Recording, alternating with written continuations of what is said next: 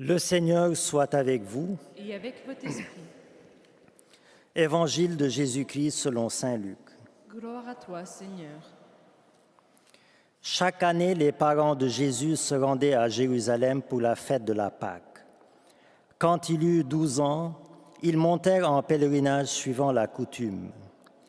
À la fin de la fête, comme ils s'en retournaient, le jeune Jésus resta à Jérusalem à l'insu de ses parents.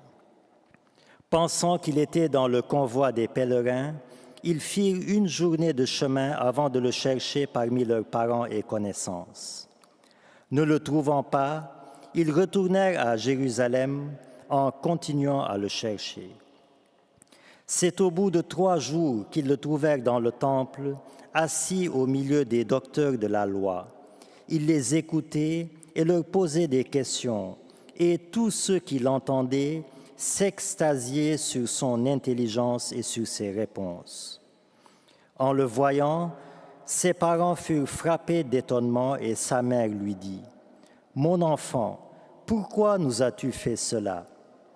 Vois comme ton père et moi, nous avons souffert en te cherchant. » Il leur dit : « Comment se fait-il que vous m'ayez cherché ? Ne saviez-vous pas qu'il me faut être chez mon père ? » Mais ils ne comprirent pas ce qu'il leur disait. Il descendit avec eux pour se rendre à Nazareth, et il leur était soumis. Sa mère gardait dans son cœur tous ces événements. Acclamons la parole de Dieu. Louange à toi, Seigneur Jésus.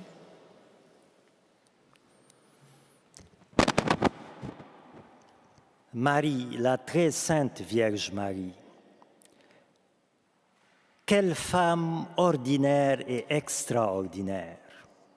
Ordinaire par nature, bien sûr, car elle est comme toutes les femmes, extraordinaire par grâce, car Dieu l'a choisie entre toutes les femmes et l'a comblée d'une pureté singulière, c'est-à-dire d'un cœur immaculé que nous célébrons aujourd'hui. Alors, qu'est-ce qu'un cœur immaculé ?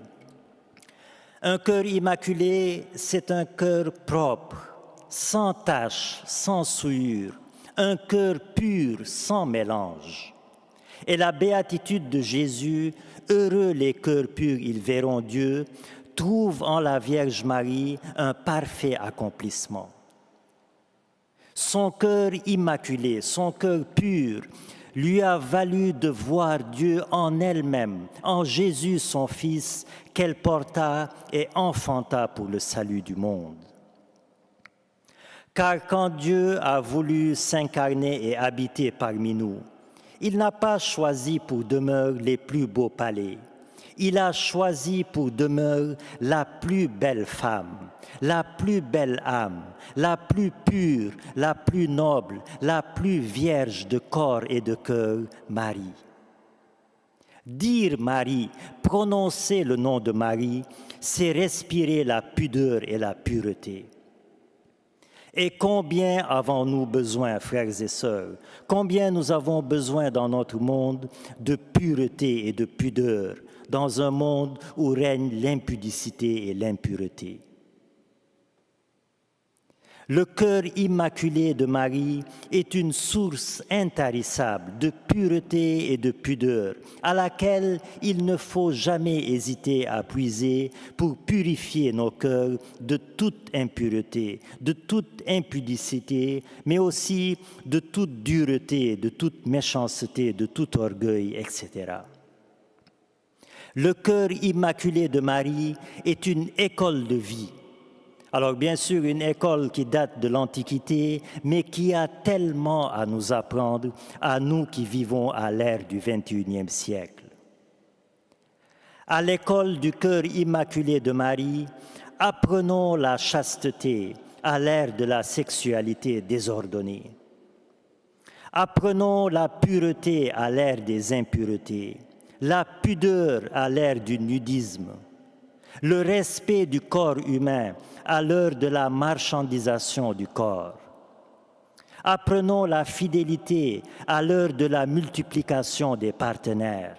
Apprenons bien sûr l'humilité à l'ère de l'orgueil et de l'individualisme, etc. Le cœur immaculé de Marie est aussi une école de méditation, car Marie méditait tous les événements dans son cœur, comme nous dit l'Évangile aujourd'hui.